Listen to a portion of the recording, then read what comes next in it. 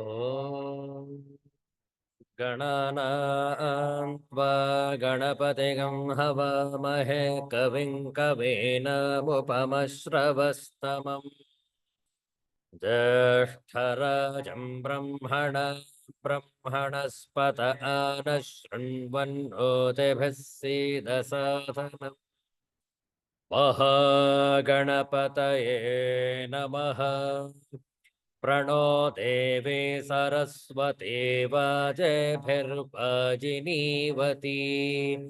धीनामवित्र्यवतु आनो दिवो बृहतः पर्वतादा सरस्वती यजता गन्तु यज्ञम् हवं देवे जुजुषाण घृता च शग्मान्नो वाचमुषते शृणोतु वाग्देव्यै नमः.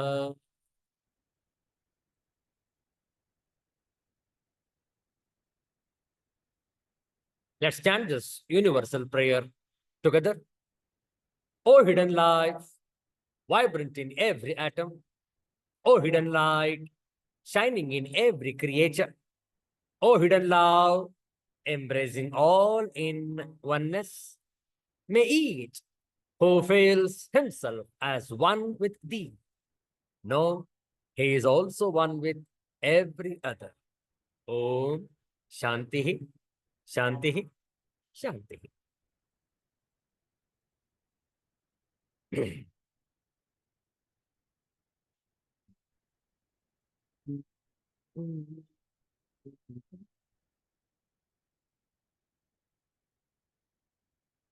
ಇಂದು ಮಂದವಾಸರ ಶನಿವಾರ ಆಷಾಢ ಶುದ್ಧ ಸಪ್ತಮಿ. ಇಂತಹ ಒಂದು ಶನಿವಾರದ ಮುಸ್ಸಂಜೆಯಲ್ಲಿ ಶ್ರೀ ವೆಂಕಟೇಶ ಸ್ತೋತ್ರಂ ಇದರ ಪಾರಾಯಣವನ್ನು ಮಾಡ್ತೇವೆ. ತಾವು ಶ್ರದ್ಧೆಯಿಂದ ಆಲಿಸುವಂತವರಾಗಿ. ಓಂ ಶ್ರೀ ವೆಂಕಟೇಶಾಯ ನಮಃ. ಶ್ರೀ ವೆಂಕಟೇಶ ಸ್ತೋತ್ರಂ. ಕಮಲಕುಚೂಚುಕ ಕುಂಕುಮತೋ ನಿಯತಾರುಣಿತಾತುಲನೀಲತನೋ ಕಮಲಾಯತಲೋಚನಲೋಕಪತೆ ವಿಜಯೀ ಭವ ವೆಂಕಟಶೈಲಪತೆ. ಸಚತುರ್ಮುಖ ಷಣ್ಮುಖ ಪಂಚಮುಖ ಪ್ರಮುಖಾಖಿಲ ದೈವತಮೌಲಿಮಣಿ ಶರಣಾಗತ ವತ್ಸಲ ಸಾರನಿಧೆ ಪರಿಪಾಲಯ ಮಾಂ ವೃಷಶೈಲಪತೆ. ಅತಿವೇಲತಯಾ ತವ ದುರ್ವಿಷಯೈರನುವೇಲಕೃತೈರಪರಾಧಶತೈಃ ಹರಿತಂ ತ್ವರಿತಂ ವೃಷಶೈಲಪತೆ ಪರಯಾ ಕೃಪಯಾ ಪರಿಪಾಹಿ ಹರೇ. ಅಧಿವೇಂಕಟಶೈಲಮುದಾರಮತೇರ್ಜನತಾಭಿಮತಾಧಿಕದಾನರತಾತ್ ಪರದೇವತಯಾ ಗದಿತಾನ್ನಿಗಮೈಃ ಕಮಲಾದಯಿತಾನ್ನ ಪರಂಕಲಯೇ. ಕಲವೇಣುರವಾವಶಗೋಪವಧೋ ಶತಕೋಟಿವೃತಾತ್ ಸ್ಮರಕೋಟಿಸಮಾತ್ प्रतिवल्लविकाभिमतात् सुखदात् वसुदेवसुतान्न परङ्कलये. अभिरामगुणाकरदाशरथे जगदेकधनुर्धर धीरमते. रघुनायक राम रमेश विभो वरदो भवदेवदया जलधे. ಅವನೀತನಯಾ ಕಮನೀಯಕರಂ ರಜನೀಕರ ಚಾರುಮುಖಾಂಬುರುಹಂ ರಜನೀಚರರಾಜತಮೋ ಮಿಹಿರಂ ಮಹನೀಯಮಹಂ ರಘುರಾಮಮಯೇ. ಸುಮುಖಂ ಸುಹೃದಂ ಸುಲಭಂ ಸುಖದಂ ಸ್ವನುಜಂಚ ಸುಖಾಯ ಮಮೋಘಶರಂ अपहाय रघोत्वहमन्यमहं न कथञ्चन कञ्चन जातु भजे विना वेङ्कटेशं ननाथो ननाथ सदा वेङ्कटेशं स्मरामि स्मरामि हरे वेङ्कटेश प्रसीद प्रसीद प्रियं वेङ्कटेश प्रयच्छ प्रयच्छ अहं दूरतस्ते पदाम्भोजयुग्मप्रणामेच्छया गत्य सेवां करोमि सकृत्सेवया नित्यसेवाफलं त्वं प्रयच्छ प्रयच्छ प्रभो वेङ्कटेश अज्ञानिना मया दोषान् अशेषान् विहितान् हरे क्षमस्वत्वं क्षमस्वत्वं शेषशैलशिखामणे अज्ञानिना मया दोषान् अशेषान् विहितान् हरे क्षमस्वत्वं क्षमस्वत्वं शेषशैलशिखामणे इति श्रीवेङ्कटेशस्तोत्रं सम्पूर्णम्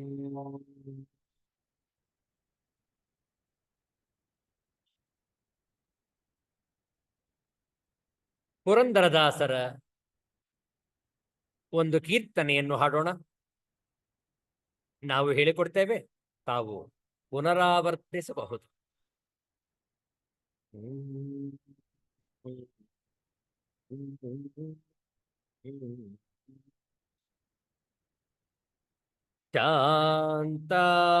ಶಾಂತಾಕಾರಂ ಭುಜಗಶಯನಂ ಪದ್ಮನಾಭಂ ಸುರೇಶಂ ವಿಶ್ವಾಧಾರ ಗಗನ ಸದೃಶಂ ಮೇಘವರ್ಣಂ ಶುಭಾ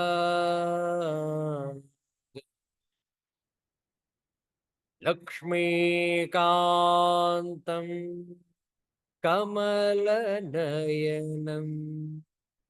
ಯೋಗಿಭಿರ್ಧ್ಯಾನಗಮ್ಯಂ ವಂದೇ ವಿಷ್ಣುಂ ಭವಭಯಹರಂ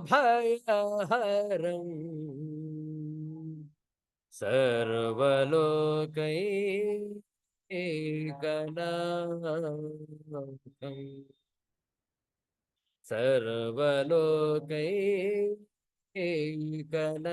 ಸರ್ವಲೋಕೈಕನಾಥಂ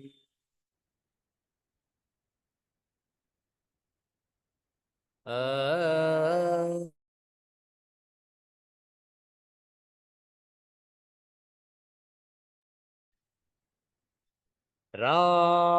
ರಾಮನಾಮವ ನುಡಿ ನುಡಿ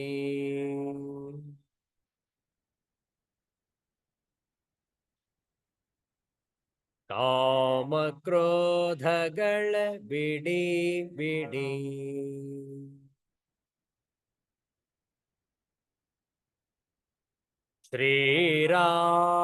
ಶ್ರೀರಾಮನಾಮವ ನುಡಿ ನುಡಿ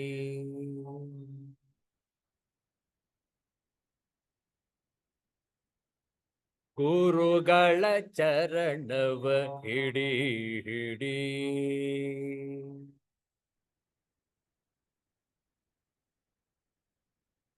ಹರಿ ನಿರ್ಮಾಲ್ಯವ ಮುಡಿ ಮುಡಿ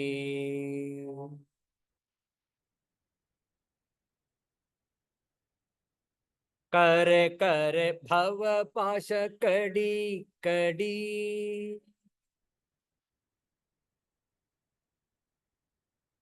ಬಂದ ದುರಿತವನೆಲ್ಲ ಹೊಡಿ ಹೊಡಿ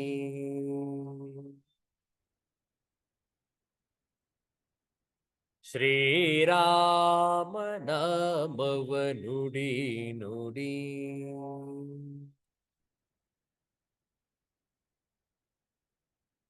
ಸಜ್ಜನ ಸಂಗವ ಮಾಡೋ ಮಾಡೋ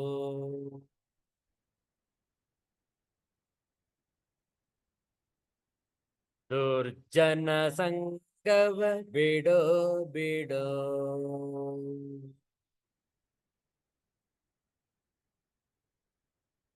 ಅರ್ಜುನನ ಸಾರಥಿಯ ನೋಡೋ ನೋಡೋ.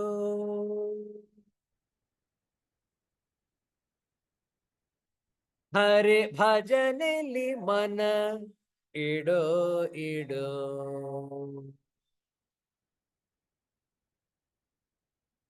ಶ್ರೀರಾಮ ನಾಮವ ನುಡಿ ನುಡಿ.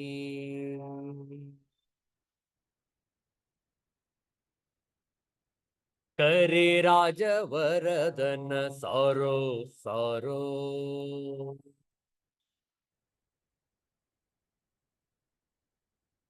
ಶ್ರಮ ಪರಿಹರಿಸಿಂದು ಹೊರೋ ಹೊರೋ.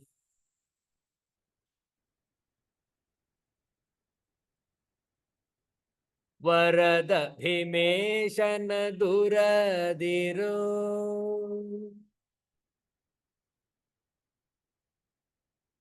ನಮ್ಮ ಪುರಂದರ ವಿಠಲನ ಸೇರೋ ಸೇರೋ.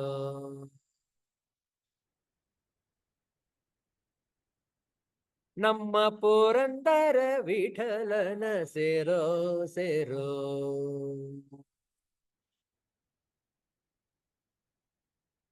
ಶ್ರೀರಾಮ ನಾಮವ ನುಡಿ ನುಡಿ.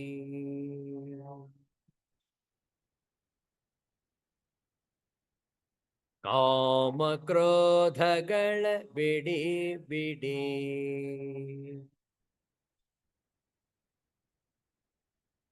ಶ್ರೀರಾಮ ನಾಮವ ನುಡಿ ನುಡಿ.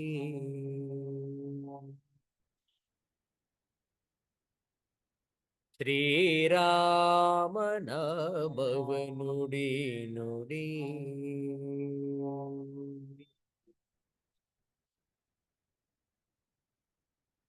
ಅಯೋಧ್ಯಾಪತಿ ಶ್ರೀರಾಮಚಂದ್ರ ಮಹಾರಾಜ ಕೀ ಜಯ. ಏಳುಕೊಂಡಲವಾಡ ವೆಂಕಟರಮಣ ಗೋವಿಂದ ಗೋವಿಂದ. ಆಂಜನೇಯ ವರದ ಗೋವಿಂದ ಗೋವಿಂದ. ಸಿದ್ಧಾಂತ ಅವಧೂತ ಚಿಂತನ ಶ್ರೀ ಗುರುದೇವ ದತ್ತ. ಜೈ ಜೈ ರಘುವೀರ ಸಮರ್ಥ ಶ್ರೀ ಸದ್ಗುರುನಾಥ ಮಹಾರಾಜ ಕೀ ಜಯ. ಹರ ಹರ ನಮಃ ಪಾರ್ವತೀ ಪತಯೇ. ಹರ ಹರ ಮಹಾದೇವ ಶಂಭೋ. ಶ್ರೀಮದ್ ಭಗವದ್ಗೀತೆಯ ಕೆಲವು ಶ್ಲೋಕಗಳ ಪಾರಾಯಣ. ದಶಮೋಧ್ಯಾಯ, ಶ್ಲೋಕದ ಸಂಖ್ಯೆ 19. 19ನೆಯ ಶ್ಲೋಕದಿಂದ 27ನೆಯ ಶ್ಲೋಕದವರೆಗೆ ಒಟ್ಟಿಗೆ ಪಾರಾಯಣ. 10th chapter, 19th verse onwards up to 27th. Let's stand this together. Om Shri Paramatmane Namaha.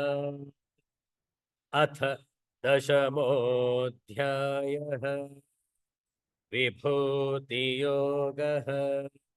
Shri Bhagavanuvacha Hantate Kathayishyami Divyahyatma Vibhutayah. Pradhanyatah Kuru Shrestha Nastyanto Vistarasya Me. Ahamatma Gudakesha Sarvabhutashayasthitah. Ahamadischa Madhyancha Bhutanamanta evacha. Adityanamaham Vishnu Jyotisham Raviram Shuman. Marichirmarutamasmi Nakshatranamaham Shashi. वेदानां सामवेदोऽस्मि देवानामस्मि वासवः इन्द्रियाणां मनश्चास्मि भूतानामस्मि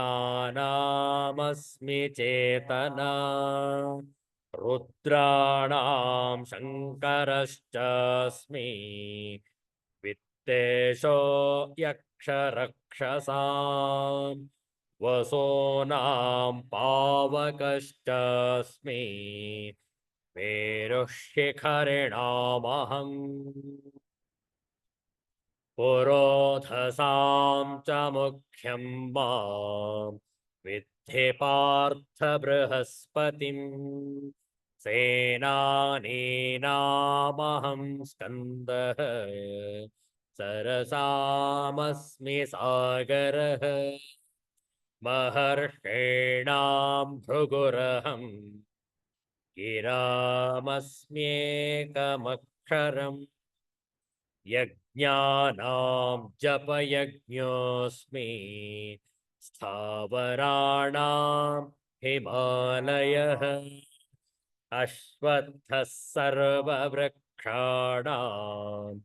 देवर्षीणां च नारदः गन्धर्वाणां चित्ररथः सिद्धानां कपिलो मुनिः उच्चैश्रवसमश्वानां विद्धि माममृतोद्भवम्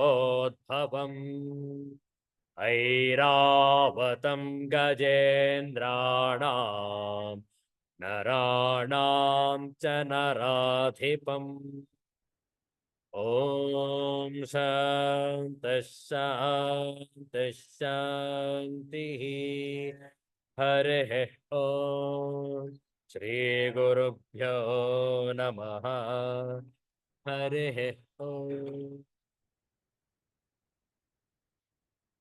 ಆಷಾಢ ಶುದ್ಧ ಸಪ್ತಮಿಯ ದಿನ ಶನಿವಾರದ ಈ ಮುಸ್ಸಂಜೆಯಲ್ಲಿ ವಿಭೂತಿ ಯೋಗವನ್ನು ಅಧ್ಯಯನ ಮಾಡ್ತಾ ಇದ್ದೇವೆ. ಈಗಾಗಲೇ 26 ಶ್ಲೋಕಗಳ ಅಧ್ಯಯನವಾಗಿದೆ. 27ನೆಯ ಶ್ಲೋಕ ಮುಂದುವರಿಸೋಣ. 27ನೆಯ ಶ್ಲೋಕದ ಪದಚ್ಛೇದ. ಉಚ್ಚೈಶ್ರವಸಂ ಅಶ್ವಾನಾ ವಿದ್ಧಿ ಮಾಂ ಅಮೃತೋದ್ಭವಂ ಐರಾವತಂ ಗಜೇಂದ್ರಾಣಾಂ ನರಾಣಾಂ ಚ ನರಾಧಿಪಂ. ಎಷ್ಟು ಚೆನ್ನಾಗಿದೆ ನೋಡಿ. ಇಲ್ಲೂ ಕೂಡ ಸುಮಾರು ಅಶ್ವಾನಾಂ ಗಜೇಂದ್ರ ನರಾಣ 3 ವಿಭೂತಿಗಳನ್ನು ಇಲ್ಲಿ ಹೇಳಲಾಗಿದೆ. ಅನ್ವಯಾರ್ಥ ನೋಡುವ. ಅಶ್ವಾನಾಂ ಅಮೃತೋದ್ಭವಂ ಉಚ್ಚೈಶ್ರವಸಂ. ಕುದುರೆಗಳಲ್ಲಿ ಅಮೃತದ ಜೊತೆಯಲ್ಲಿ ಉತ್ಪನ್ನವಾದ ಉಚ್ಚೈಶ್ರವಾಹ ಎಂಬ ಹೆಸರಿನ ಕುದುರೆಯು ಉಚ್ಚೈಶ್ರವಸಂ ಉಚ್ಚೈಶ್ರವಸ್ ಎಂಬ ಹೆಸರಿನ ಕುದುರೆಯು ನಾನಾಗಿದ್ದೇನೆ. ಗಜೇಂದ್ರಾಣ ಶ್ರೇಷ್ಠವಾದ ಗಜಗಳಲ್ಲಿ ಆನೆಗಳಲ್ಲಿ ಐರಾವತಂ ಐರಾವತವೆಂಬ ಹೆಸರಿನ ಆನೆಯು ನಾನು. ಚ ನರಾಣ ನರಾಧಿಪಂ ಮಾಂ ವಿದ್ಧಿ. ಮನುಷ್ಯರಲ್ಲಿ ನಾನು ನರಾಧಿಪ, ನರರಿಗೆ ಅಧಿಪ, ನರರಿಗೆ ರಾಜ, ನರರಿಗೆ ನಾಯಕ. ಯಾರೋ ಆ ಸ್ವರೂಪ ನನ್ನದು. ಜನನಾಯಕನು ನಾನು. ನೋಡಿ, ಈ 3 ವಿಭೂತಿಗಳು ಎಷ್ಟು ಸ್ಪಷ್ಟವಾಗಿದೆ ಅಂತ ಹೇಳಿದ್ರೆ, ಇದರಲ್ಲಿ ಪ್ರಾಣಿಗಳು ಕೂಡ ಸೇರಿಕೊಂಡಿವೆ. ಹೌದಲ್ಲ? 4 ಕಾಲುಗಳುಳ್ಳ ಕುದುರೆ, 4 ಕಾಲುಳ್ಳ ಗಜ ಆನೆ ಹಾಗೂ 2 ಕಾಲುಳ್ಳ ಮನುಷ್ಯ. ಪ್ರತಿಯೊಂದು ಸ್ವರೂಪವು ಭಗವಂತನ ವಿಭೂತಿ. ಸಾರಾಂಶವನ್ನು ನೋಡಿ. ಈ ಶ್ಲೋಕದ ತಾತ್ಪರ್ಯ: ಕುದುರೆಗಳಲ್ಲಿ ಅಮೃತದ ಜೊತೆಯಲ್ಲಿ ಉತ್ಪನ್ನವಾದ ಉಚ್ಚೈಶ್ರವ ಎಂಬ ಕುದುರೆಯೂ, ಶ್ರೇಷ್ಠವಾದ ಆನೆಗಳಲ್ಲಿ ಐರಾವತ ಎಂಬ ಆನೆಯೂ, ಹಾಗೂ ಮನುಷ್ಯರಲ್ಲಿ ನಾನು ರಾಜನು ಎಂದು ತಿಳಿ. ಶಾಂಕರ ಭಾಷ್ಯವನ್ನು ನೋಡಿ ಇದರ ಅರ್ಥವನ್ನು ತಿಳಿದುಕೊಳ್ಳೋಣ. 27ನೆಯ ಶ್ಲೋಕದ ಶಾಂಕರ ಭಾಷ್ಯ.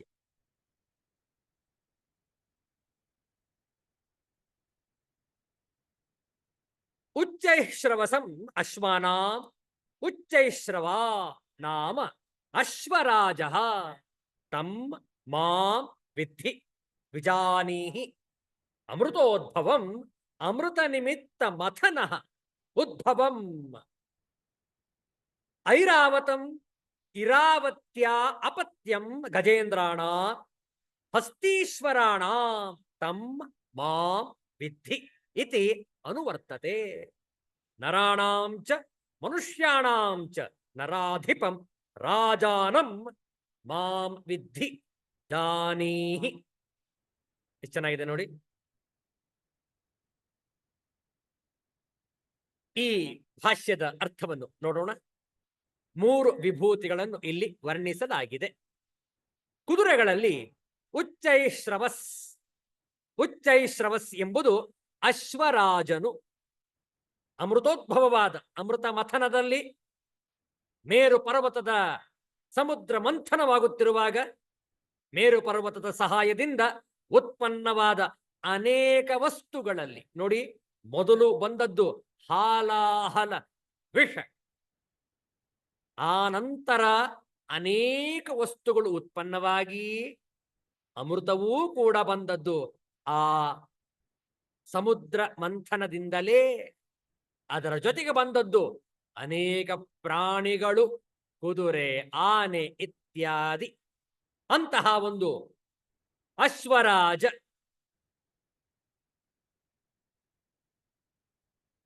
ಉಚ್ಚೈಶ್ರವಸ್ ನಾನಾಗಿದ್ದೇನೆ. ಅಮೃತಕ್ಕಾಗಿ ಸಮುದ್ರವನ್ನು ಕಳೆದದ್ದರಿಂದ ಹುಟ್ಟಿದ ಅದು ನಾನು ಎಂದು ತಿಳಿ. ಈ ಒಂದು ತಾತ್ಪರ್ಯ ಏನು ಅಂತ ಹೇಳಿದ್ರೆ, ಯಾವುದು ಪ್ರಾರಂಭದಲ್ಲಿ ನಮಗೆ ಕಷ್ಟವಾಗಿ ತೋರುವುದೋ ನಂತರ ಅದು ಸುಖ ಸ್ವರೂಪವನ್ನು ನೀಡುವುದು. ಯಾವುದು ಪ್ರಾರಂಭದಲ್ಲೇ ಸುಖವೋ ಆ ನಂತರ ಕಷ್ಟಗಳನ್ನು ಕೊಡುವುದು ಅದು. ಭಗವಂತನು ಈ ಭಗವದ್ಗೀತೆಯಲ್ಲಿ 18ನೇ ಅಧ್ಯಾಯದಲ್ಲಿ ಅದನ್ನಿನ್ನೂ ಕೂಡ ಸಂಪೂರ್ಣವಾಗಿ ವಿವರಿಸುವನು. ಆಗ ಸುದೀರ್ಘವಾಗಿ ಚರ್ಚೆ ಮಾಡುವ. ಈ ಹಾಲಾಹಲ ವಿಷದೊಂದಿಗೆ ಬಂದದ್ದು ಅನೇಕ ಪ್ರಾಣಿಗಳು, ಅದರಲ್ಲಿ ಕುದುರೆಯೂ ಕೂಡ ಒಂದು. ಅದರ ಹೆಸರು ಉಚ್ಚೈಶ್ರವಸ್, ಭಗವಂತನ ವಿಭೂತಿ. ಐರಾವತ ಎಂಬುದು ಇರಾವತಿಯ ಮಗನು. ಮಂಗಲನು ರಥಂತರ ಸಾಮವನ್ನು ಗಾನ ಮಾಡುತ್ತಿರಲು ಈ ಆನೆಯು ಹುಟ್ಟಿತೆಂದು ಅದನ್ನು ಇರಾವತಿಗೆ ಮಗನಾಗಿ ಕೊಟ್ಟನೆಂದು ಬ್ರಹ್ಮಾಂಡ ಪುರಾಣ ತಿಳಿಸುವುದು.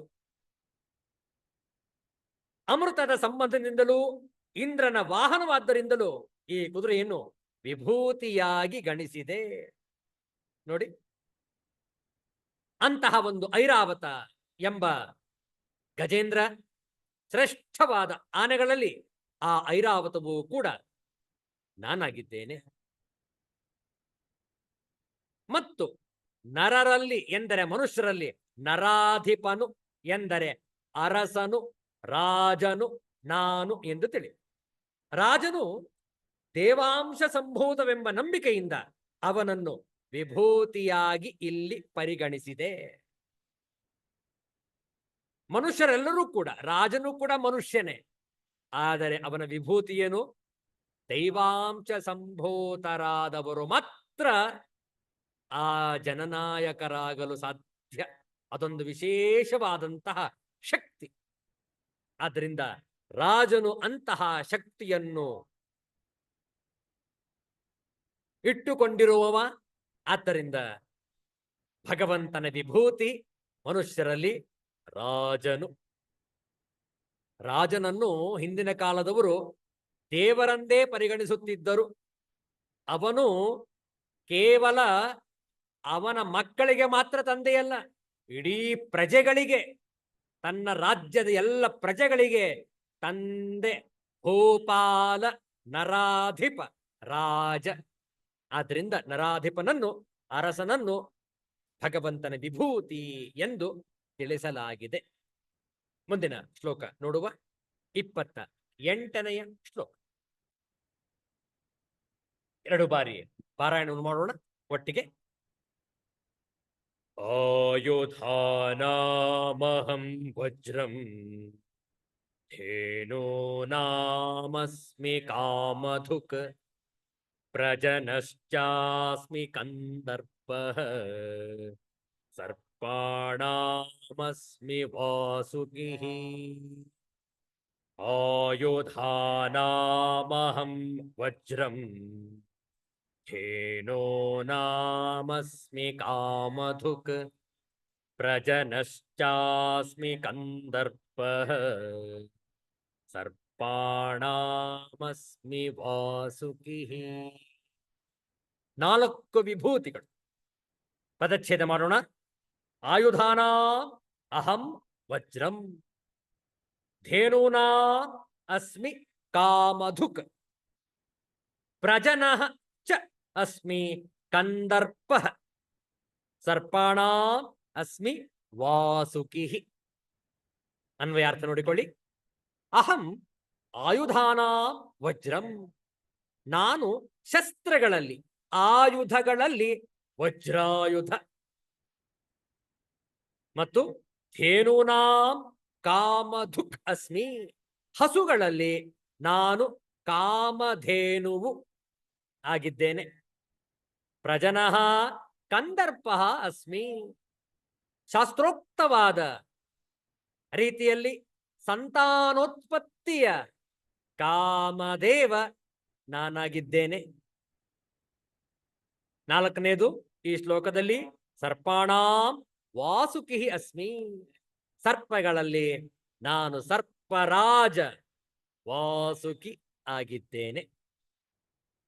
ತಾತ್ಪರ್ಯ ನೋಡಿ. ನಾನು ಶಸ್ತ್ರಗಳಲ್ಲಿ ವಜ್ರಾಯುಧವು, ಗೋವುಗಳಲ್ಲಿ ಕಾಮಧೇನುವು, ಶಾಸ್ತ್ರೋಕ್ತವಾಗಿ ಸಂತಾನೋತ್ಪತ್ತಿಗೆ ಕಾರಣವಾದ ಕಾಮದೇವ ನಾನಾಗಿದ್ದೇನೆ. ಹಾಗೂ ಸರ್ಪಗಳಲ್ಲಿ ಸರ್ಪರಾಜ ವಾಸುಕಿ ನಾನಾಗಿದ್ದೇನೆ. 4 ವಿಭೂತಿಗಳು ಈ 28ನೆಯ ಶ್ಲೋಕ. ಆಚಾರ್ಯ ಶಂಕರರ ಭಾಷ್ಯವನ್ನು ನೋಡೋಣ. ಆಯುಧಾನ ಅಹಂ ವಜ್ರಂ ದಧೀಚಿ ಅಸ್ಥಿ ಸಂಭವಂ. ಬಹಳ ಚೆನ್ನಾಗಿದೆ.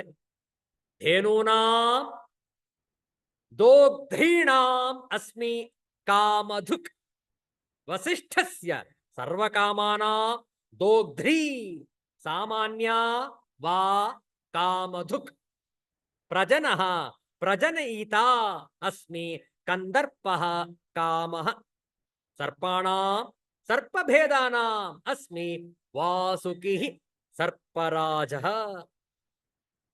ಆಯುಧಗಳಲ್ಲಿ ದಧೀಚಿಯ ಎಲುಬಿನಿಂದ ಉಂಟಾದ ವಜ್ರವು ನಾನು. ದಧೀಚಿ ಮಹರ್ಷಿಗಳ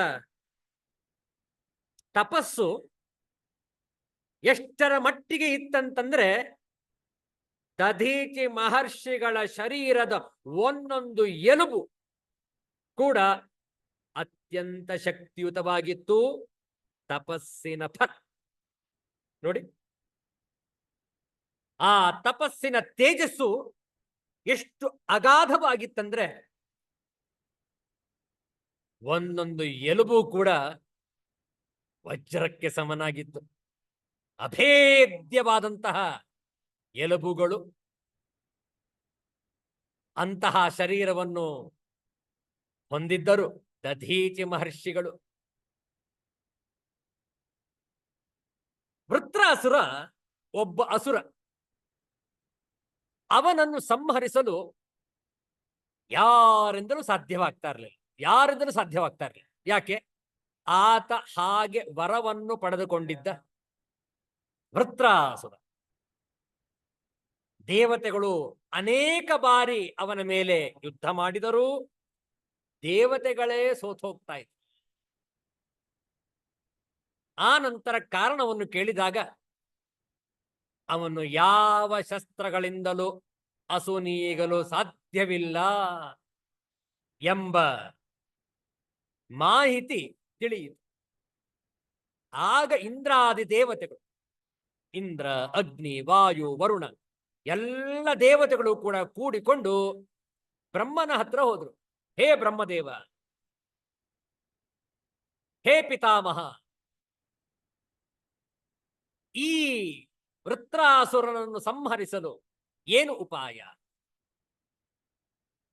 ಆಗ ಹೇಳಿದ್ರು, ದಧೀಚಿ ಮಹರ್ಷಿಗಳ ಹತ್ರ ಇದರ ಉಪಾಯವಿದೆ. ಅವರ ಎಲುಬಿನಿಂದ ಮಾಡಿದಂತಹ ವಜ್ರಾಯುಧದಿಂದ ಮಾತ್ರ ವೃತ್ರಾಸುರನನ್ನು ಸಂಹರಿಸಲು ಸಾಧ್ಯ. ಹೌದಾ? ಧನ್ಯವಾದ ಬ್ರಹ್ಮದೇವ. ದಧೀಚಿ ಮಹರ್ಷಿಗಳನ್ನು ಸಂಪರ್ಕಿಸುತ್ತೇವೆ. ಎಲ್ಲಾ ದೇವತೆಗಳು ದಧೀಚಿ ಮಹರ್ಷಿಗಳ ಹತ್ರ ಬಂದರು. ತಪೋನಿರತರಾದಂತಹ ದಧೀಚಿ ಮಹರ್ಷಿಗಳನ್ನು ಕೊಂಡು ನಮಸ್ಕರಿಸಿದರು. ದಧೀಚಿ ಮಹರ್ಷಿಗಳು ನಿಧಾನವಾಗಿ ಕಣ್ಣುಗಳನ್ನು ತೆರೆದರು. ಓಹೋ, ಎಲ್ಲಾ ದೇವತೆಗಳು ಒಟ್ಟಾಗಿ ಬಂದಿದ್ದೀರಿ. ಏನು ವಿಷಯ? ಏನು ಸಮಾಚಾರ? ಮಹರ್ಷಿಗಳೇ, ವೃತ್ರಾಸುರನನ್ನು ಸಂಹರಿಸಬೇಕಾಗಿದೆ. ನಾವು ಅನೇಕ ಬಾರಿ ದಂಡೆತ್ತಿ ಹೋದರೂ ಕೂಡ ಅವನನ್ನು ಸೋಲಿಸಲು, ಅವನನ್ನು ಪರಾಭವಗೊಳಿಸಲು ಸಾಧ್ಯವಾಗಲಿಲ್ಲ. ಆಗ ಉಪಾಯವನ್ನು ಕೇಳಿದಾಗ ಬ್ರಹ್ಮದೇವರು ತಿಳಿಸಿಕೊಟ್ಟರು. ದಧೀಚಿ ಮಹರ್ಷಿಗಳ ಎಲುಬಿನಿಂದ ಮಾಡಿದಂತಹ ಆಯುಧ ಮಾತ್ರ ವೃತ್ರಾಸುರನನ್ನು ಸಂಹರಿಸುವುದು. ಆದ್ದರಿಂದ ಆ ಒಂದು ಮನವಿಯನ್ನು ಇಟ್ಟುಕೊಂಡು ತಮ್ಮ ಬಳಿಗೆ ಬಂದಿದ್ದೇವೆ. ದಧೀಚಿ ಮಹರ್ಷಿಗಳು ನೋಡಿ, ಎಂತಹ ನಿಸ್ವಾರ್ಥವಾದಂತಹ ತಪಸ್ಸು. ಅವರು ಹೇಳಿದ್ರು, ಈ ನನ್ನ ತಪಸ್ಸು, ಈ ನನ್ನ ತಪಸ್ಸಿನಿಂದ ಉಂಟಾದಂತಹ ತೇಜಸ್ಸು ಒಂದು ಉತ್ತಮ ಕಾರ್ಯಕ್ಕೆ ಪ್ರಯೋಗವಾಗಬೇಕಾದರೆ ನನ್ನನ್ನು ನಾನೇ ಸಮರ್ಪಿಸಿಕೊಳ್ಳುತ್ತೇನೆ. ನಾನು ನನ್ನ ತಪೋಶಕ್ತಿಯ ಮೂಲಕ ಶರೀರದಿಂದ ಹೊರಹೋಗುವೆನು. ತಾವು ಈ ಶರೀರದ ಎಲುಬುಗಳನ್ನು ಬಳಸಿಕೊಳ್ಳಬಹುದು ಆ ಅಸುರನ ಸಂಹಾರಕ್ಕೆ. ತಮ್ಮ ತಪಶಕ್ತಿಯಿಂದ ಬ್ರಹ್ಮರಂಧ್ರದ ಮೂಲಕ ದಧೀಚಿ ಮಹರ್ಷಿಗಳು ಶರೀರದಿಂದ ಹೊರಹೋದರು. ಆ ನಿರ್ಜೀವವಾದ ಆ ಶರೀರವನ್ನು ತೆಗೆದುಕೊಂಡು ಅದರ ಎಲುಬುಗಳಿಂದ ಮಾಡಿದಂತಹ ಆಯುಧವೇ ವಜ್ರಾಯುಧ. ಪುನಃ ಇಂದ್ರಾದಿ ದೇವತೆಗಳು ಆ ಅಸುರನನ್ನು ಸಂಹರಿಸಲು ಹೋದಾಗ ಆ ವೃತ್ರಾಸುರನು ಸಂಹಾರಗೊಂಡನು. ನೋಡಿ, ಆ ಎಲುಬುಗಳಲ್ಲಿ ಅಷ್ಟು ಶಕ್ತಿ ಬರಬೇಕಾದ್ರೆ ದಧೀಚಿ ಮಹರ್ಷಿಗಳು ಯಾವ ರೀತಿ ತಪಸ್ಸು ಮಾಡಿರಬಹುದು ನಾವೆಲ್ಲರೂ ಕೂಡ ಚಿಂತಿಸಬೇಕು. ಯೋಗ ಸಾಧನೆಯ ಮೂಲಕ ನಮ್ಮ ಶರೀರವನ್ನು ಗಟ್ಟಿಗೊಳಿಸಬಹುದು, ಆರೋಗ್ಯಕರವಾಗಿ ಇಟ್ಟುಕೊಳ್ಳಬಹುದು. ಆ ತಪಸ್ಸನ್ನು ನಾವೆಲ್ಲರೂ ಕೂಡ ಮಾಡತಕ್ಕದ್ದು. ವಿಚಾರ ಮಾಡಿ, ನಾವು ರೋಗಗ್ರಸ್ತರಾಗಿದ್ದರೆ ಒಂದು ನಮ್ಮ ಕರ್ಮ ಬಾಧೆ ಅದು ಉಂಟು. ಎರಡನೇದು ನಮ್ಮ ಜೀವನ ಶೈಲಿ ಸರಿಯಾಗಿ ಇಲ್ಲದಿರುವುದು. ನಾವು ನಮ್ಮ ಜೀವನ ಶೈಲಿಯನ್ನು ಸರಿಯಾಗಿಸಿಕೊಂಡರೆ, ಅಂದರೆ ಸರಿಯಾದ ಸಮಯದಲ್ಲಿ ನಿದ್ದೆ, ಸರಿಯಾದ ಆಹಾರ, ಸರಿಯಾದ ರೀತಿಯಲ್ಲಿ ಚಟುವಟಿಕೆಗಳನ್ನು ನಡೆಸಿದರೆ ಖಂಡಿತವಾಗಲು ಶರೀರ ನಿರೋಗಿಯಾಗುವುದು ಮತ್ತು ಶಕ್ತಿ ಇಮ್ಮಡಿಗೊಳ್ಳುವುದು. We develop the immunity power by proper lifestyle. ಆ ರೀತಿಯಾದಂತಹ ಆಚರಣೆ ದಧೀಚಿ ಮಹರ್ಷಿಗಳದ್ದು. ಆದ್ರಿಂದಲೇ ಅವರ ಎಲುಬುಗಳು ವಜ್ರದಷ್ಟು ಗಟ್ಟಿಯಾಗಿತ್ತು. ಅದರಿಂದ ವಜ್ರಾಯುಧವನ್ನು ಮಾಡಿ ಆ ಅಸುರನನ್ನು ಸಂಹರಿಸಲು ಶಕ್ತವಾಯಿತು. ಮುಂದೆ ನೋಡೋಣ. ಆಯುಧಾನಾಂ ಅಹಂ ವಜ್ರಂ ದಧೀಚಿ ಅಸ್ಥಿ ಸಂಭವಂ ಧೇನೂನಾಂ ದೋಗ್ಧ್ರೀಣಾಂ ಅಸ್ಮಿ ಕಾಮಧುಕ್. ಧೇನುಗಳಲ್ಲಿ ಎಂದರೆ ಹಾಲು ಕರೆಯುವ ಹಸುಗಳಲ್ಲಿ, ಕಾಮಧೇನು ಎಂದರೆ ವಸಿಷ್ಠನಿಗೆ ಸಕಲ ಕಾಮಗಳನ್ನು ಕರೆದಿರುವ ಕಾಮಧೇನು ಅಥವಾ ಎಲ್ಲರಿಗೂ ಸಮಾನವಾಗಿರುವ ಕಾಮಧೇನು ಎಂದಾದರೂ ಅರ್ಥವನ್ನು ಮಾಡಬಹುದು. ಪುರಾಣ ಪ್ರಸಿದ್ಧವಾದ ವಸಿಷ್ಠರ ಕಾಮಧೇನು ಎಂಬ ಕಾಮಧೇನು ವಿಶೇಷವನ್ನು ಮೊದಲು ಹೇಳಿತ್ತು. ಈಗ ಪುಣ್ಯವಂತರಿಗೆಲ್ಲ ಸ್ವರ್ಗದಲ್ಲಿ ಕಾಮಗಳನ್ನು ಕರೆಯುವುದೆಂಬ ಸಾಮಾನ್ಯ ಅರ್ಥದಲ್ಲಿ ಉಪಯೋಗಿಸಿದೆ ಎಂದು ಇಲ್ಲಿ ಆಚಾರ್ಯ ಶಂಕರರು ವಿವರಿಸಿರುವರು. ನೋಡಿ, ವಸಿಷ್ಠ ಮಹರ್ಷಿಗಳು ಕಾಡಿನಲ್ಲಿದ್ದರೂ ಕೂಡ ಅವರಿಗೆ ಯಾವುದೇ ಸಾಮಗ್ರಿಗಳು ಸಿಗದೇ ಇರಲಿಲ್ಲ. ಪ್ರತಿಯೊಂದು ಸಿಗುತ್ತಿತ್ತು. ಹಾಗಾಗಿ ಅವರ ಶಿಷ್ಯ ವೃಂದದವರಿಗೆ, ಗುರುಕುಲಕ್ಕೆ ಯಾವ ಬಾಧೆಯೂ ಆಗುತ್ತಿರಲಿಲ್ಲ. ಆ ಸಾಮಗ್ರಿಗಳನ್ನು ಕೊಡುತ್ತಾ ಇದ್ದವಳು ಸುರಭಿ ಎಂಬ ಕಾಮಧೇನು. ವಿಚಾರ ಮಾಡಿ, ಅಂತಹ ಕಾಮಧೇನುವನ್ನು ವಸಿಷ್ಠರು ಬಳಿಯಲ್ಲಿ ಇಟ್ಟುಕೊಂಡಿದ್ದರು. ಆಕೆಯನ್ನು ಪೂಜಿಸುತ್ತಿದ್ದರು. ಆಕೆಯಿಂದ ಸಕಲ ಅಭೀಷ್ಟಗಳು ದೊರೆಯುತ್ತಿದ್ದವು. ಆ ಕಾಮಧೇನು ನನ್ನ ವಿಭೂತಿ. ಪ್ರಜನನಾದ ಎಂದರೆ ಪ್ರಜೆಗಳನ್ನು ಉಂಟು ಮಾಡುವ ಕಂದರ್ಪನು ಕಾಮನಾಗಿರುವೆನು. ನೋಡಿ, ಕಾಮದೇವ ಅಥವಾ ಕಂದರ್ಪ ಪ್ರಜನನೋತ್ಪತ್ತಿಗೆ ಕಾರಣನು. ಮನುಷ್ಯರು ಕೇವಲ ಕಾಮ ಕ್ರೀಡೆಗಳನ್ನು ಆಡಿ ನಾವು ಸಂತಾನೋತ್ಪತ್ತಿಯನ್ನು ಮಾಡ್ತೇವೆ ಅಂತ ತಿಳಿದುಕೊಳ್ತಾರೆ. ಅಲ್ಲಿ ದೈವಾಂಶ ಸಂಭೂತವಿದ್ದರೆ ಮಾತ್ರ ಆ ತಾಯಿ ಆ ಕಾಮ ಸುಖದ ನಂತರ ಆ ಒಂದು ಭ್ರೂಣವನ್ನು ಧರಿಸಬೇಕಾದಲ್ಲಿ ಅಲ್ಲಿ ದೈವಾಂಶ ಅನುಗ್ರಹವಿರಬೇಕು. ಇಲ್ಲದಿದ್ದರೆ ಸಾಧ್ಯ ಆಗೋದು, ಖಂಡಿತ ಸಾಧ್ಯ ಆಗೋದು. ಆ ಪ್ರಜನನೋತ್ಪತ್ತಿಗೆ ಕಾರಣವಾಗಿರುವ ಕಂದರ್ಪ ಕಾಮದೇವನೇ ನಾನು ಎಂದು ಇಲ್ಲಿ ಭಗವಂತನು ತನ್ನ ಮಹಿಮೆಯನ್ನು ತಿಳಿಸುತ್ತಾ ಇರುವನು. ಮತ್ತೊಂದು ವಿಭೂತಿ, ಸರ್ಪಗಳಲ್ಲಿ ಬಗೆಬಗೆಯ ಹಾವುಗಳಲ್ಲಿ ವಾಸುಕಿ ಎಂಬ ಸರ್ಪರಾಜ ನಾನಾಗಿರುವೆನು. ಈ ವಾಸುಕಿ ಸರ್ಪರಾಜನನ್ನೇ ಸಮುದ್ರ ಮಂಥನದಲ್ಲಿ ಯಾವುದು ಹಾಲಾಹಲ ಅಮೃತ ಎಲ್ಲವೂ ಕೂಡ ಉತ್ಪನ್ನವಾಯಿತು ಸಮುದ್ರದಿಂದ, ಆ ಮಂಥನಕ್ಕಾಗಿ ಉಪಯೋಗಿಸಿದ ರಜ್ಜು ಹಗ್ಗವೇ ಸರ್ಪರಾಜ ವಾಸುಕಿ. ಅಂತಹ ವಿಶೇಷವಾದಂತಹ ಸರ್ಪರಾಜನು ನನ್ನ ವಿಭೂತಿ ಎಂದು ಇಲ್ಲಿ ತಿಳಿಸಲಾಗಿದೆ. ಇನ್ನು ಯಾವ ಯಾವ ವಿಭೂತಿಗಳಿದೆ ಮುಂದೆ ನೋಡೋಣ.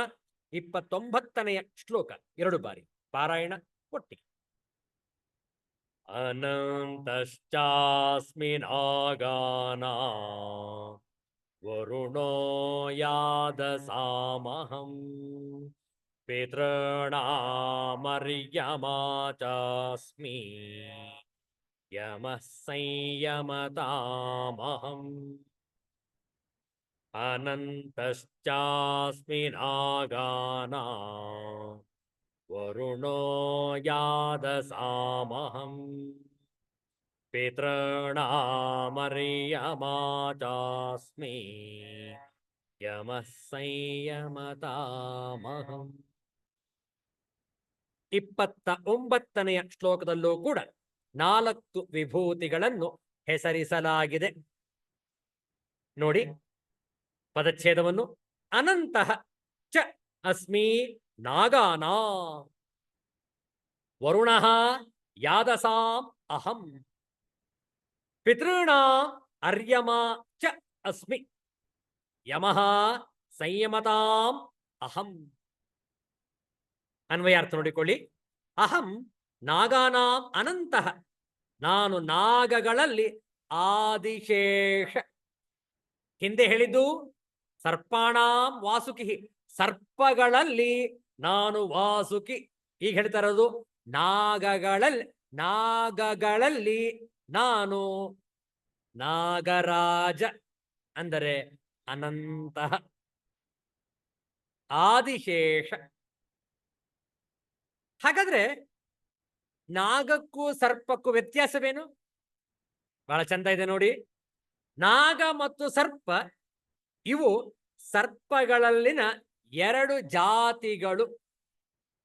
ಏನು ಆ ವ್ಯತ್ಯಾಸ ನೋಡುವ ಈ ಅನ್ವಯಾರ್ಥದ ನಂತರ. ಯಾದಸಾಂ ವರುಣಃ ಅಸ್ಮಿ.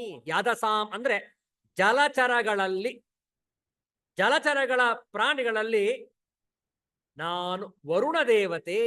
ನೋಡಿ, ಜಲವೇ ನಾನಾಗಿದ್ದೇನೆ. ಜಲಚರಗಳಲ್ಲಿ ಜಲವೇ ನಾನು, ವರುಣ ದೇವತೆ ನಾನಾಗಿದ್ದೇನೆ. ಪಿತೃಣಾಂ ಅರ್ಯಮಾ, ಪಿತೃಗಳಲ್ಲಿ ನಾನು ಅರ್ಯಮಾ ಎಂಬ ಹೆಸರಿನ ಪಿತೃ. ಸಂಯಮತಾ ಯಮಃ ಅಹಮಸ್ಮಿ, ಶಾಸನ ಮಾಡುವವರಲ್ಲಿ ಯಮಧರ್ಮ ನಾನಾಗಿದ್ದೇನೆ. 4 ವಿಭೂತಿಗಳು. ತಾತ್ಪರ್ಯವನ್ನು ನೋಡಿ. ನಾಗಗಳಲ್ಲಿ ಆದಿಶೇಷನು ಮತ್ತು ಜಲಚರಗಳ ಅಧಿಪತಿ ವರುಣ ದೇವತೆ ಜಲ ನಾನಾಗಿದ್ದೇನೆ. ಪಿತೃದೇವತೆಗಳಲ್ಲಿ ಅರ್ಯಮಾ ಎಂಬ ಪಿತೃವು ಹಾಗೂ ಶಾಸನ ಮಾಡುವವರಲ್ಲಿ ಯಮಧರ್ಮನು ನಾನೇ ಆಗಿದ್ದೇನೆ. 4 ವಿಭೂತಿಗಳು ಅತ್ಯಂತ ವಿಶೇಷವಾದವು. ತಿಳಿದುಕೊಳ್ಳೋಣ. ನಾಗ ಮತ್ತು ಸರ್ಪ ಇವುಗಳಲ್ಲಿನ ವ್ಯತ್ಯಾಸವೇ ನೋಡಿ. ಆಚಾರ್ಯ ಶಂಕರರ ಭಾಷ್ಯ.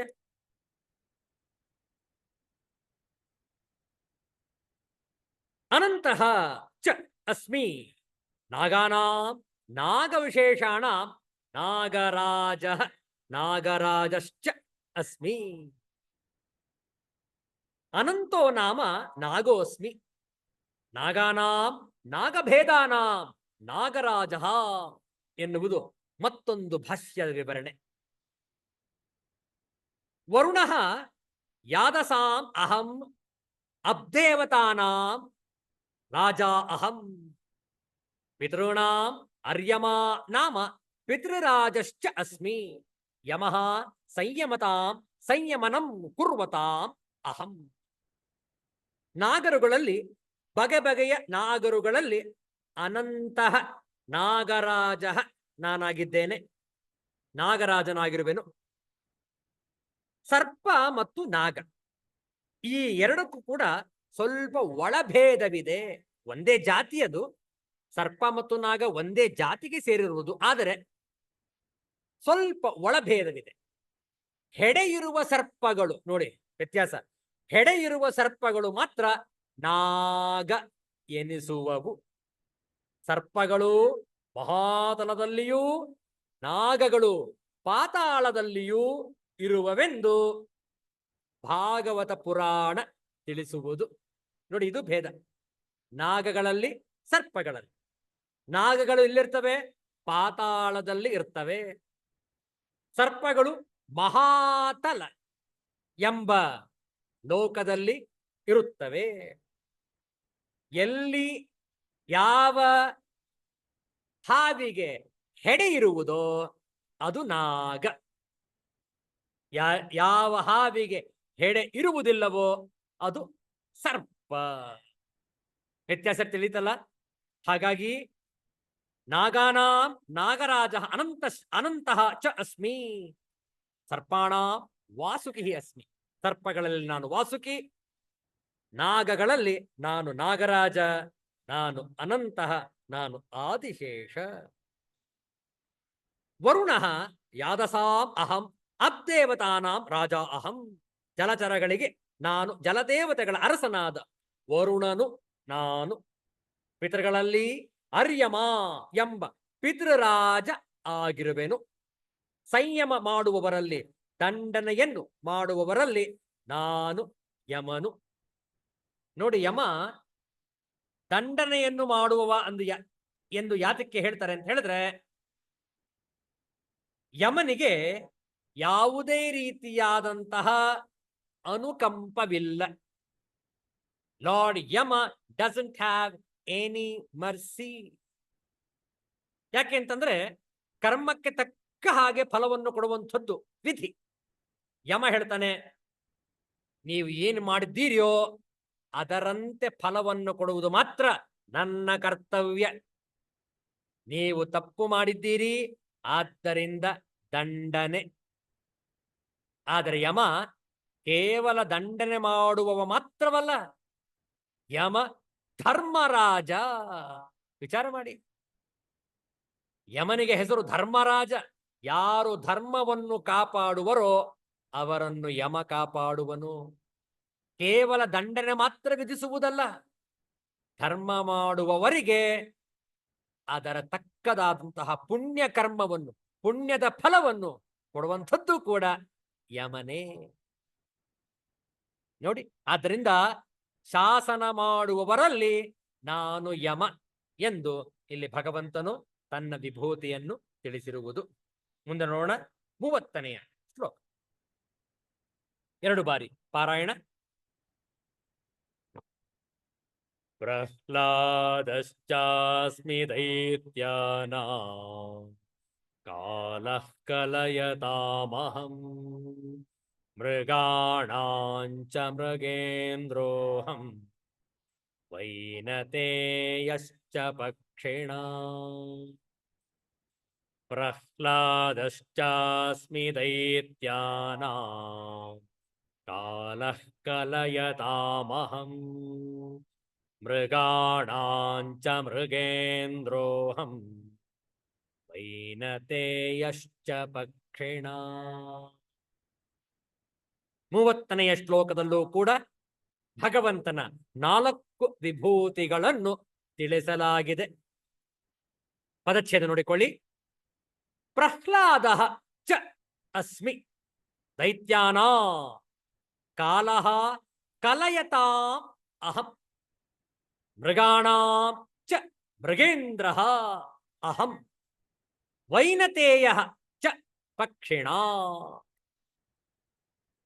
ನೋಡಿ, ಆಗ್ಲೇ ಪ್ರಾಣಿಗಳು ಹೇಳಿದ್ದಾಯ್ತು, ಮನುಷ್ಯರು ಹೇಳಿದ್ದಾಯ್ತು, ಅನೇಕ ದೇವತೆಗಳನ್ನು ಹೇಳಿದ್ದಾಯ್ತು, ಗಂಧರ್ವಗಳನ್ನು ಹೇಳಿದ್ದಾಯ್ತು. ಈಗ ಖಗಃ ಪಕ್ಷಿಯ ವಿಭೂತಿಯನ್ನು ಕೂಡ ಇಲ್ಲಿ ತಿಳಿಸಲಾಗಿದೆ. ಅನ್ವಯಾರ್ಥ ನೋಡಿಕೊಳ್ಳಿ. ದೈತ್ಯಾನ ಪ್ರಹ್ಲಾದ. ದೈತ್ಯಾನ ದೈತ್ಯರಲ್ಲಿ. ದೈತ್ಯ ಹೆಸರು ಯಾತಕ್ಕೆ ಬಂತು?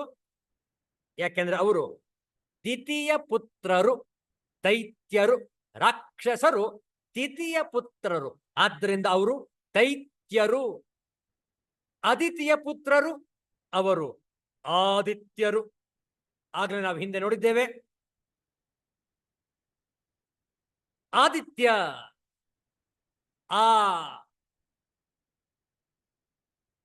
ಆದಿತ್ಯರಲ್ಲಿ ಪರಮಾತ್ಮನ ವಿಭೂತಿಯನ್ನು ಹೇಳಲಾಗಿತ್ತು, ಹೌದಲ್ಲ?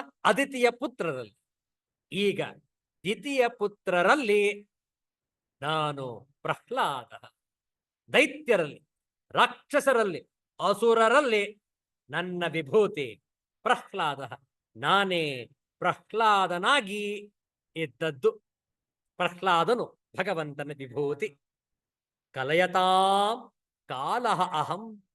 ಕಲಯತಾಂ ಗಣಿಸುವುದರಲ್ಲಿ ನಾನು ಸಮಯವು. ಗಣನೆ ಅಂತಂದ್ರೆ ಲೆಕ್ಕಾಚಾರ, ಒಂದೊಂದು ಕ್ಷಣ ನೋಡಿ. 1 2 3 4 ಕ್ಷಣಗಳು ಹೋಯ್ತು, ಹೌದಲ್ಲ? ಇಂತಹ ಗಣಿಸುವುದರಲ್ಲಿ ನಾನು ಕಾಲಃ ನಾನು ಕಾಲಪುರುಷ, ನಾನು ಸಮಯ, ಕ್ಷಣ, ಗಂಟೆ, ದಿನ, ಪಕ್ಷ, ಮಾಸ, ಸಂವತ್ಸರ ಇತ್ಯಾದಿ ಎಲ್ಲ ಸಮಯಗಳ ಎಣಿಸುವಿಕೆ ನನ್ನ ವಿಭೂತಿ. ಕಲಯತಾಂ ಕಾಲ ಅಹಂ. ಮೃಗಾಣಾಂ ಮೃಗೇಂದ್ರ ಚ. ಮೃಗಗಳಲ್ಲಿ, ಮೃಗ ಅಂದ್ರೆ ಅರ್ಥ ಏನು? ಯಾವುದು ನೆಲದ ಮೇಲೆ ಓಡಾಡುವುದೋ ಅದು ಮೃಗ, ಯಾವುದು ಆಕಾಶದಲ್ಲಿ ಹಾರುವುದೋ ಅದು ಖಗ. ಯಾಕಂದ್ರೆ ಖಂ ಅಂದ್ರೆ ಆಕಾಶಂ ಅಂತ ಅರ್ಥ. ಮೃ ಅಂದ್ರೆ ಮೃಣಂ, ಮೃತ್ತಿಕಾ ಮಣ್ಣು ಅಂತ ಅರ್ಥ. ಯಾವುದು ನೆಲದ ಮೇಲೆ ಓಡಾಡುವುದೋ ಅದು ಮೃಗ, ಯಾವುದು ಆಕಾಶದಲ್ಲಿ ಹಾರುವುದೋ ಅದು ಖಗ. ಮೃಗಗಳಲ್ಲಿ ನಾನು ಮೃಗರಾಜ ಸಿಂಹನು. ಪಕ್ಷಿಣಾ ಅಹಂ ವೈನತೇಯ. ಪಕ್ಷಿಗಳಲ್ಲಿ ನಾನು ಗರುಡನಾಗಿದ್ದೇನೆ. ನೋಡಿ ಎಷ್ಟು ಚಂದ ಇದೆ. 4 ವಿಭೂತಿಗಳು. ಸಾರಾಂಶವನ್ನು ನೋಡೋಣ. ದೈತ್ಯರಲ್ಲಿ ಪ್ರಹ್ಲಾದನು ನಾನು, ಮತ್ತು ಎಣಿಸುವುದರಲ್ಲಿ ಸಮಯವು ನಾನಾಗಿದ್ದೇನೆ. ಮೃಗಗಳಲ್ಲಿ ಮೃಗರಾಜ ಸಿಂಹ, ಹಾಗೂ ಪಕ್ಷಿಗಳಲ್ಲಿ ಗರುಡನು ನಾನಾಗಿದ್ದೇನೆ. ಆದ್ದರಿಂದ ನಮ್ಮ ಸಂಸ್ಕೃತಿಯಲ್ಲಿ, ನಮ್ಮ ಭಾರತೀಯ ಸಂಸ್ಕೃತಿಯಲ್ಲಿ ಹಿರಿಯರು ಅನೇಕ ಶ್ಲೋಕಗಳನ್ನು ನಮಗೆ ಕೊಟ್ಟಿದ್ದಾರೆ. ಯಾವಾಗ ಯಾವ ಯಾವ ಶ್ಲೋಕಗಳನ್ನು ಹೇಳಬೇಕು ತಿಳಿಸ್ಕೊಡ್ತಾರೆ. ಪ್ರಯಾಣ ಮಾಡುವಾಗ, ಪ್ರಯಾಣವನ್ನು ಆರಂಭಿಸುವಾಗ ಗರುಡನನ್ನು ನೆನಪಿಸಿಕೊಳ್ಳಬೇಕು.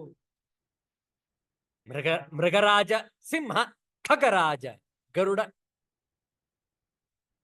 ರಾತ್ರಿ ಹೊತ್ತು ನೋಡಿ, ಮಲಗುವ ಮುನ್ನ ಗರುಡನನ್ನೂ ಕೂಡ ನೆನಪಿಸಿಕೊಳ್ಳಬೇಕು ಅಂತ ಹೇಳ್ತಾ ಇದ್ರು ಹಿರಿಯರು. ರಾತ್ರಿ ಮಲಗುವಾಗ ಯಾರ್ಯಾರನ್ನು ನಾವು ಸ್ಮರಣೆ ಮಾಡಬೇಕು ನೋಡಿ ಹೇಳ್ತಾರೆ. ರಾಮಂ, ಸ್ಕಂದಂ, ಹನುಮಂತಂ, ವೈನತೇಯಂ, ವೃಕೋದರಂ. 5 ಜನರನ್ನು ಸ್ಮರಿಸಬೇಕು. ಯಾರ್ಯಾರು? ರಾಮಂ, ರಾಮನನ್ನು, ಶ್ರೀರಾಮನನ್ನು, ಅಯೋಧ್ಯಾಪತಿ ರಾಮನನ್ನು ನಾವು ಸ್ಮರಿಸಬೇಕು ಮಲಗುವ ಮುನ್ನ. ಸ್ಕಂದಂ, ಸುಬ್ರಹ್ಮಣ್ಯ. ನಿನ್ನೆ ಷಷ್ಠಿ, ಸ್ಕಂದ ಷಷ್ಠಿ ಆಗಿತ್ತು. ಕಾರ್ತಿಕೇಯನ ಉಪಾಸನೆಯನ್ನು ಮಾಡಿದೆವು.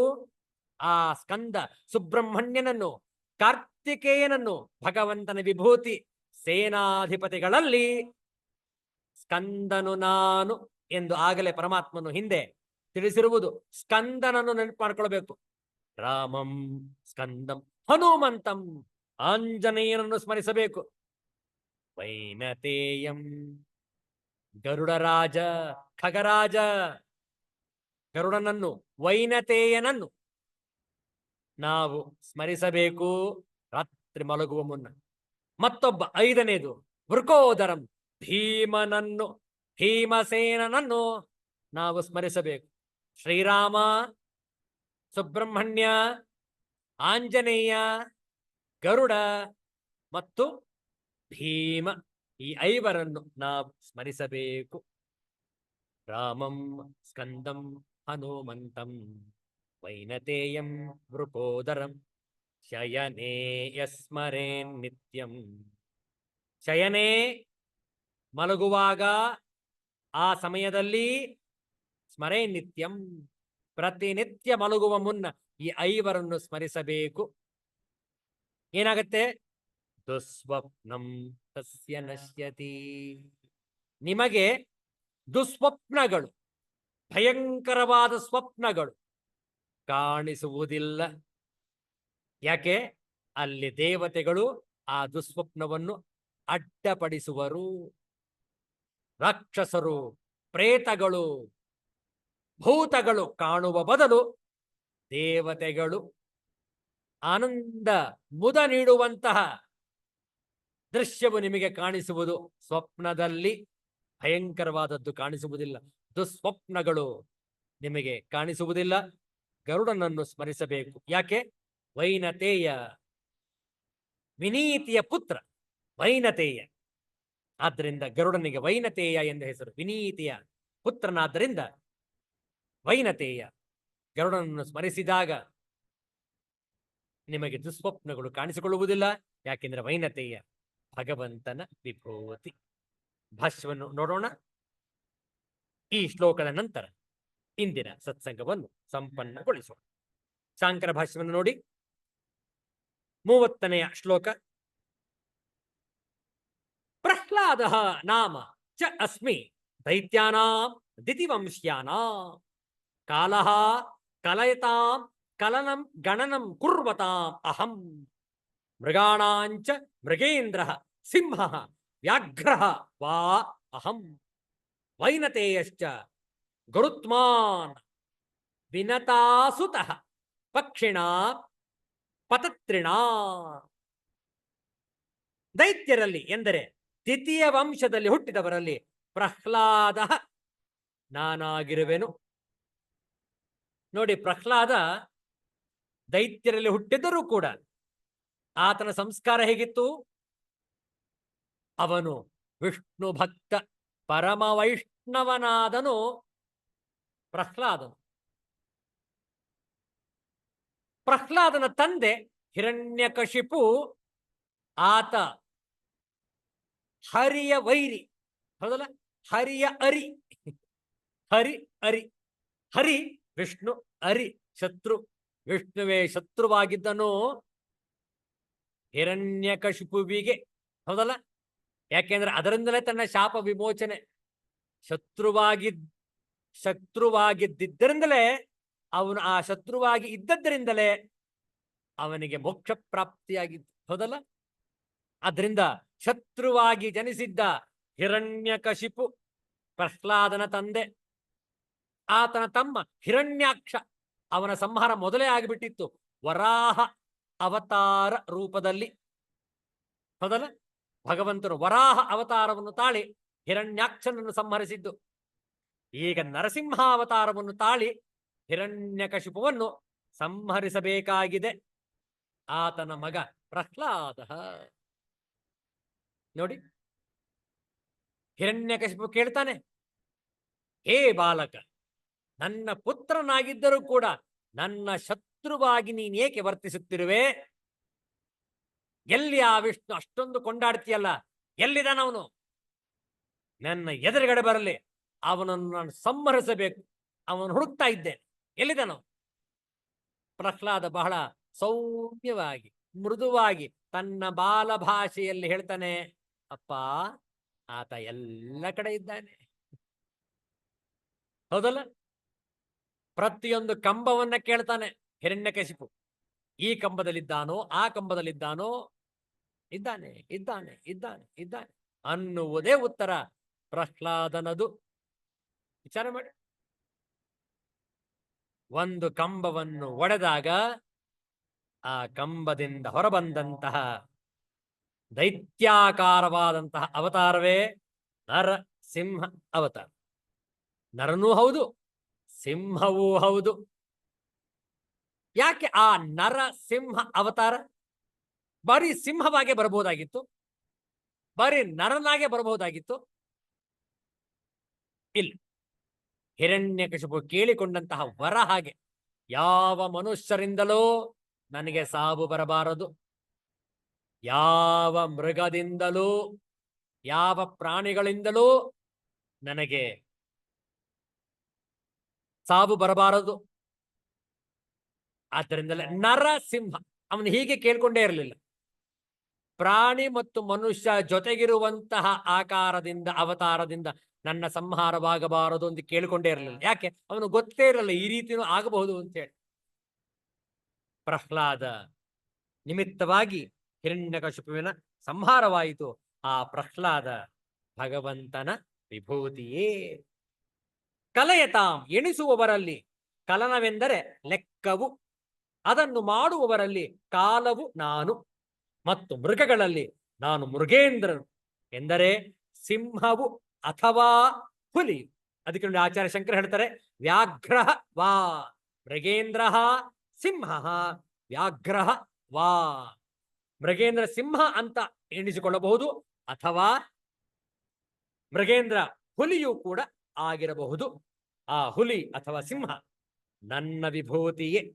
ಮತ್ತು ಪಕ್ಷಿಗಳಲ್ಲಿ ರೆಕ್ಕೆಯ ಪ್ರಾಣಿಗಳಲ್ಲಿ ವೈನತೇಯನು ಎಂದರೆ ವಿನತೆಯ ಮಗನಾದ ಗರುತ್ಮಂತನು ನಾನು. ಈ ರೀತಿಯಲ್ಲಿ ಪರಮಾತ್ಮನು ತನ್ನ ವಿಭೂತಿಗಳನ್ನು ಹೆಸರಿಸಿದ್ದಾನೆ. ಇನ್ನು ಉಳಿದ ವಿಭೂತಿಗಳನ್ನು ನಾವು ನಾಳೆಯ ದಿವಸ ಆದಿತ್ಯವಾಸರ ಭೇಟಿ ಮಾಡಿದಾಗ ಮುಂದುವರಿಸೋಣ. ಶಾಂತಿ ಮಂತ್ರ. ಓಂ ಪೂರ್ಣಮದಃ ಪೂರ್ಣಮಿದಂ ಪೂರ್ಣಾತ್ ಪೂರ್ಣಮುದಚ್ಯತೆ ಪೂರ್ಣಸ್ಯ ಪೂರ್ಣಮಾದಾಯ ಪೂರ್ಣಮೇವಾವಶಿಷ್ಯತೆ. ಓಂ ಶಾಂತಿ ಶಾಂತಿ ಶಾಂತಿ.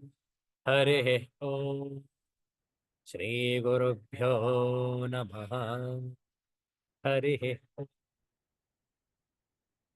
ಮತ್ತೆ ಭೇಟಿಯಾಗೋಣ. ಎಲ್ಲರಿಗೂ ಒಳಿತಾಗಲಿ, ಎಲ್ಲರಿಗೂ ಶುಭವಾಗಲಿ. ಜೈ ಶ್ರೀ ಗುರುದೇವ ದತ್ತ.